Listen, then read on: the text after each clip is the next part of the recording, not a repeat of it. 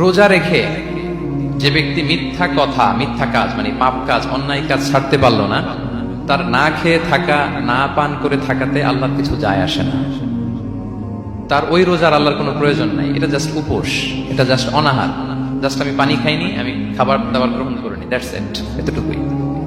এটা আল্লাহর কিছু যায় আসে না। এটার কোনো সিগনিফিকেন্স আল্লাহ তাআলার কাছে নাই যে রোজাও রাখলো আবার মিথ্যাও বলে, রোজাও রাখলো আবার গীবত করতেছে, রোজাও রাখে অন্যের জন্য অকল্যাণ কামনা করে, রোজাও রাখে খারাপ কাজ করতেছে, নিষিদ্ধ কাজগুলো করতেছে। তাহলে এই রোজা রাখা না রাখার সমান, এই রোজায় কোনো ফায়দা নাই।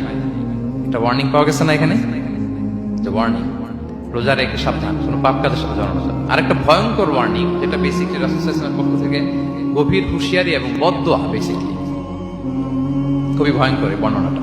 মুসনাদে বাজ্জারে হাদিসটা এসেছে, হাদিসটি হাসান পর্যায়ের হাদিস। জাবির ইবনে সামুরা রাদিয়াল্লাহু তাআলা আনহু বলেন, সাইদান নবী সাল্লাল্লাহু আলাইহি ওয়াসাল্লাম আল মিম্বার, রাসূল সাল্লাল্লাহু আলাইহি ওয়াসাল্লাম মসজিদে নববীর মিম্বারে আরোহণ করলেন। ফাকালা আমিন আমিন আমিন, তিনবার তিনি আমিন বললেন, আমিন আমিন আমিন। ফালাম্মা নাযালা সুইলা আন যালিক, যখন নেমে আসলেন জিজ্ঞেস করা হলো, রাসূল সাল্লাল্লাহু আলাইহি ওয়াসাল্লাম আপনি আমিন আমিন আমিন বললেন, এমন তো করতে দেখি না কখনো, কেন বললেন? ফাকালা, রাসূল সাল্লাল্লাহু আলাইহি ওয়াসাল্লাম বললেন, আতানি জিবরিল, জিবরাইল একটু আগে আমার কাছে এসেছে।